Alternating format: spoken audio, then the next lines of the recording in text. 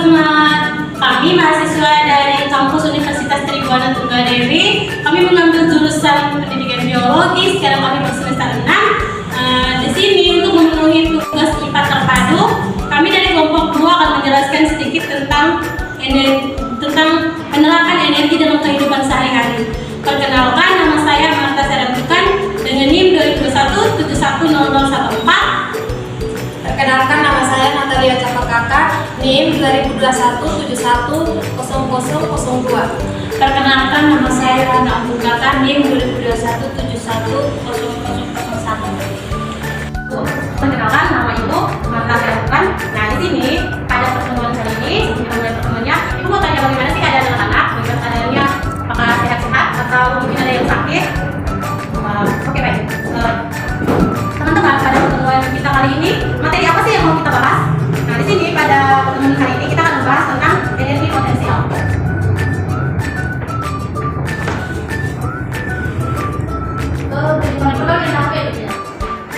Nah, yang akan kita bahas pada hari ini adalah energi potensial gravitasi. Sebelum kita mulai belajar hari ini, Ibu mau tanya dulu. Teman-teman tahu tidak sih, kenapa semua jenis benda yang jatuhnya dari atas dia akan jatuh ke tanah, jatuh ke permukaan bumi?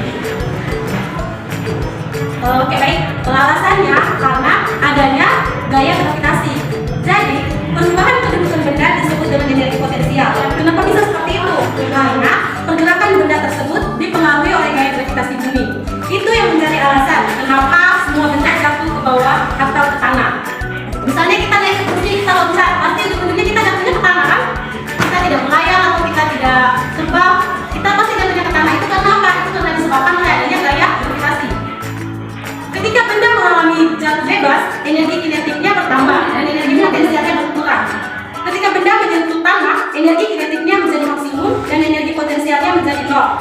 Jadi teman-teman, ketika benda jatuh dari ketinggian, energi potensial gravitasinya berubah menjadi energi kinetik. Untuk mengetahui tentang energi potensial gravitasi ada rumusnya. Rumusnya adalah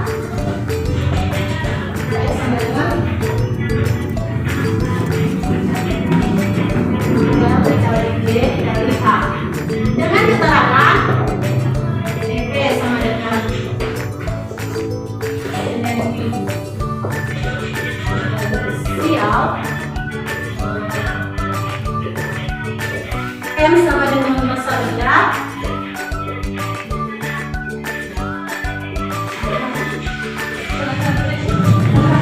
sama dengan percepatan gravitasi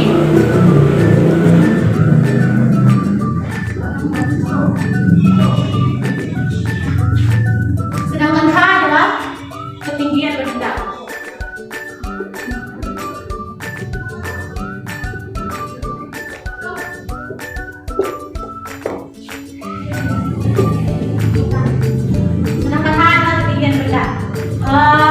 Di sini dengan masing-masing satuan, massa benda itu satuannya kilo kg, gravitasi dengan satuan m per s kuadrat, sedangkan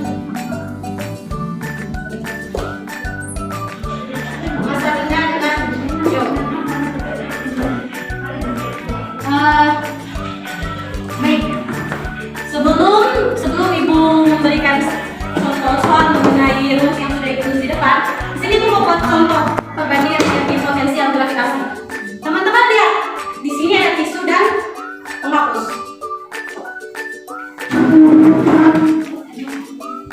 Lihat perbandingan gaya jatuh atau percepatan jatuh benda pada tisu dan penghapus.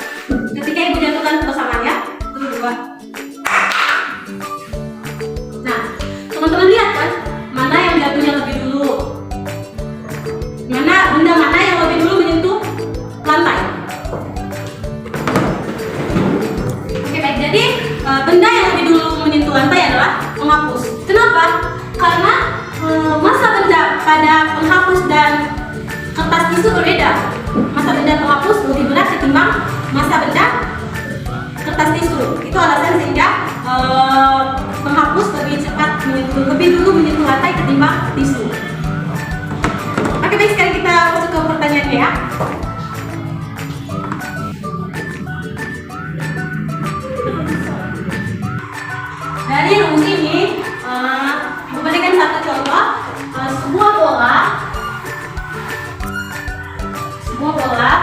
dengan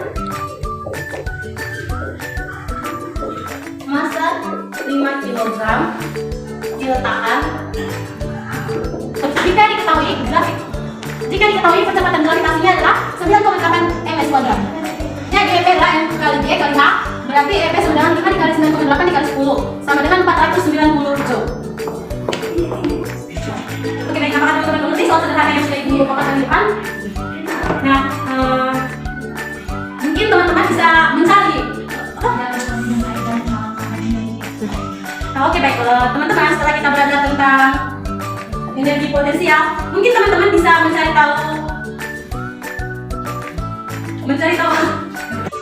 Oke, baik anak-anak, sekian mungkin pertemuan kita pada hari ini tentang energi potensial gravitasi. Mungkin teman-teman boleh mencari praktikum sederhana tentang energi potensial gravitasi. Lalu teman-teman boleh mencari atau membuat contoh soal sederhana dan kerjakan sesuai rumus untuk mengingat kembali materi yang sudah kita pelajari hari ini. Oke, baik teman-teman, sekian tentang energi potensial hari ini. Kita bertemu lagi di minggu depan tentang energi gerak. Terima kasih. Oke, baik anak-anak, jadi pembelajaran kita hari ini yaitu tentang energi panas menjadi energi gerak.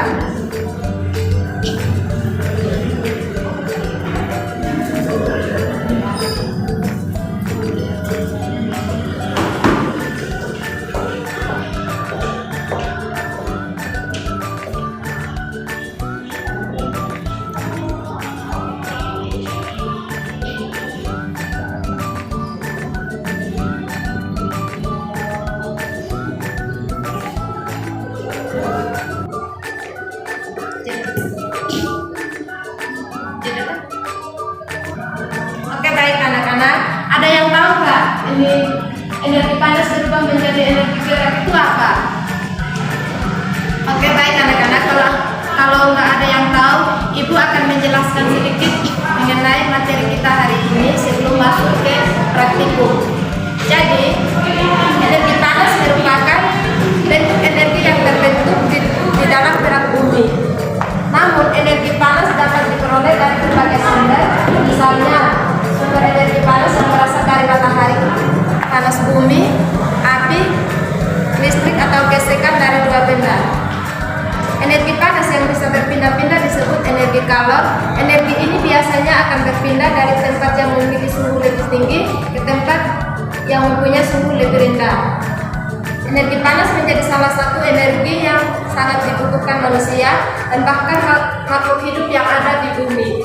Energi tersebut dapat dimanfaatkan untuk berbagai hal, mulai dari untuk proses fotosintesis tumbuhan, menghangatkan diri, digunakan juga untuk memasak dan lainnya.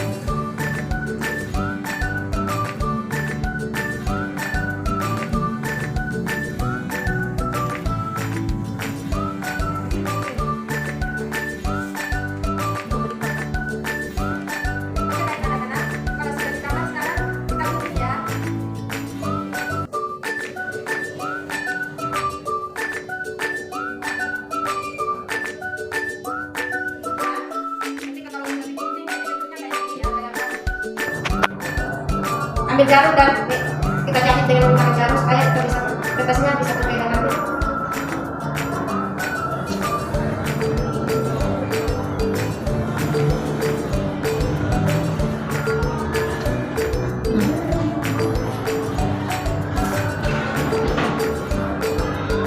Kalau kertas itu benangnya di situ ya, biar benangnya nggak terlepas.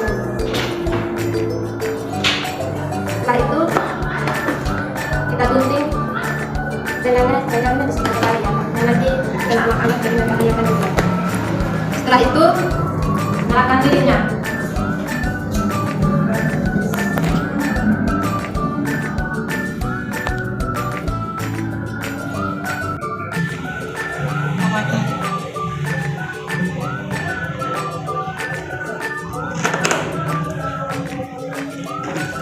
Setelah lilinnya dinyalakan, taruhlah kertas yang hati-hati ya anak-anak. Jangan sampai kertasnya terbakar.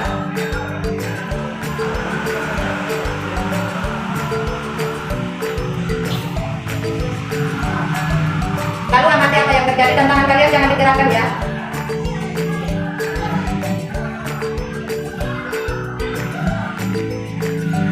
Nah, di sini kertasnya bergerak sendiri tanpa digerakkan.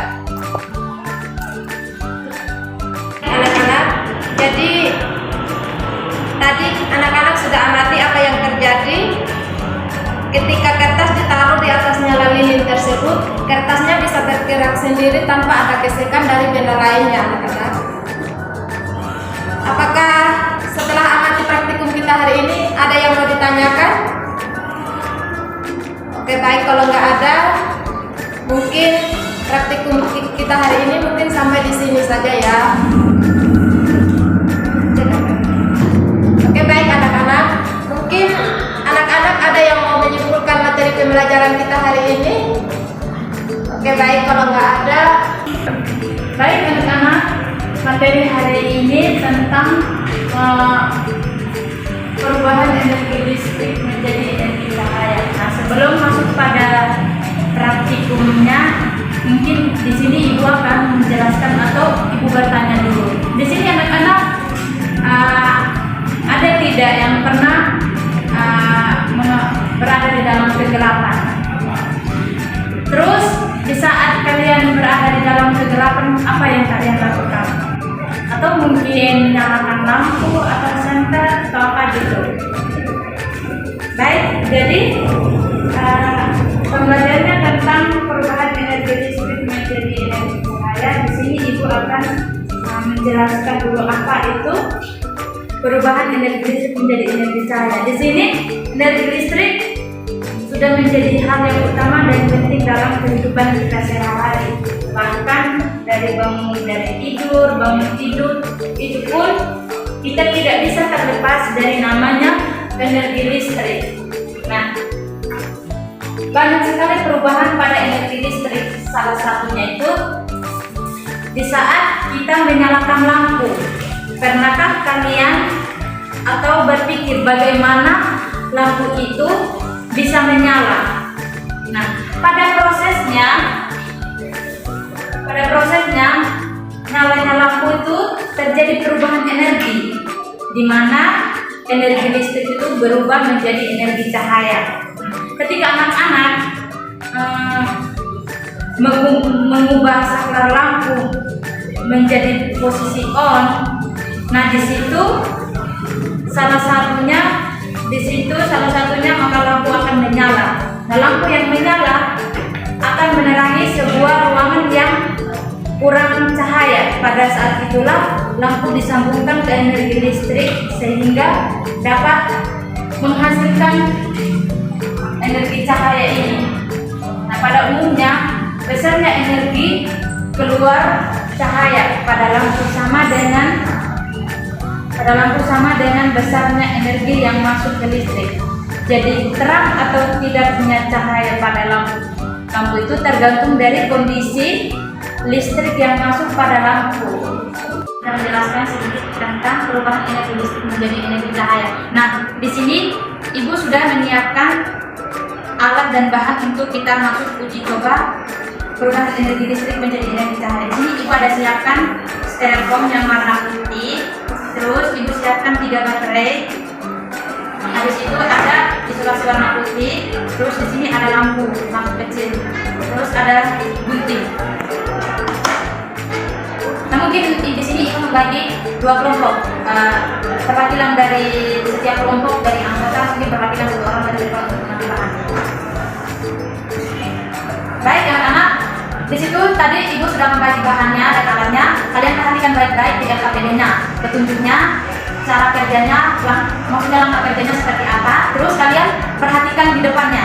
Ibu akan mencontohkan, terus guru anak-anak ikut cara kerjanya seperti apa sambil lihat di LKPD-nya. Satu baterai styrofoam ini supaya nanti baterainya tidak goyang-goyang. Nah, ini adalah pencobaan yang kedua, kita pakai ini baterai. Kita akan lihat apa yang terjadi.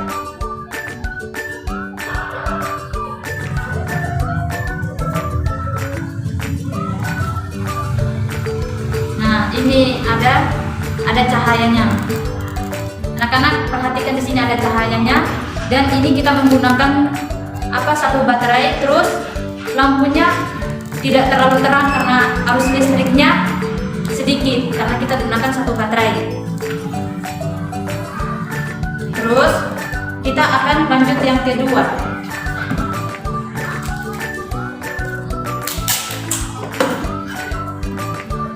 Baik, di sini kita akan lanjut ke baterai yang keduanya kita untuk membuktikan.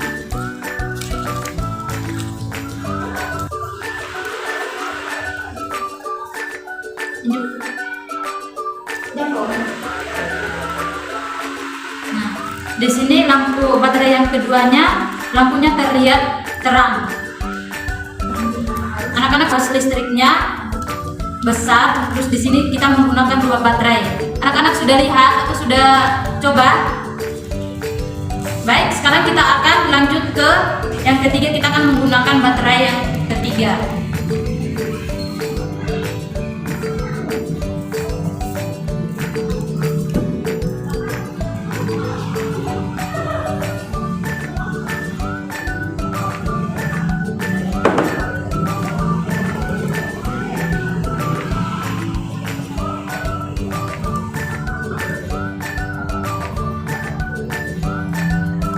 Lihat anak-anak, di sini kita menggunakan 3 baterai. Nah, di sini cahayanya sangat terang dibanding tadi baterai yang pertama, terus baterai yang kedua itu tidak terlalu terang. Nah, ketika kita menyatukan ketiga baterai ini, dia akan memiliki cahaya yang sangat terang.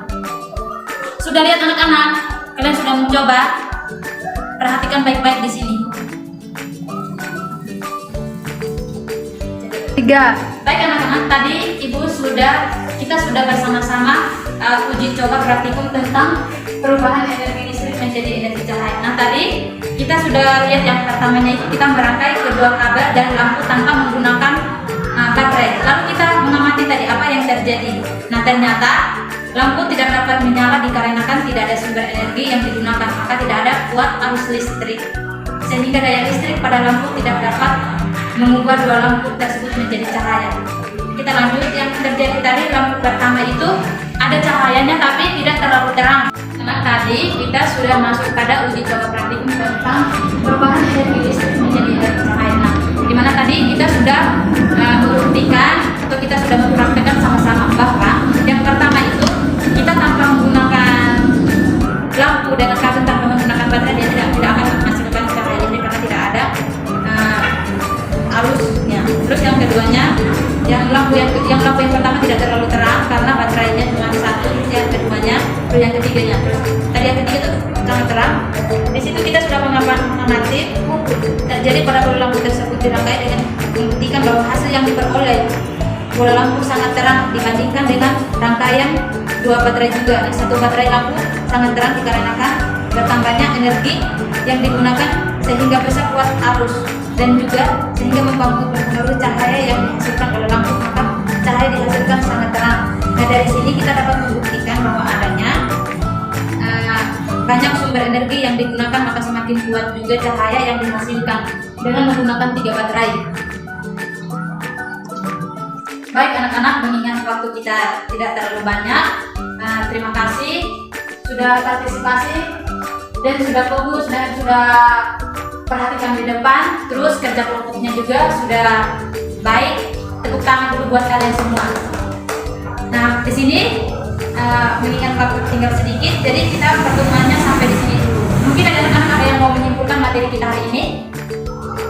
Baik, pembelajaran kita sampai di sini, sampai jumpa di pertemuan selanjutnya. Mungkin dari kalian ada yang mau doa. Tadi kan sebelum pembelajaran kita sudah awali dengan doa, terus setelah ini kita juga akhiri dengan doa.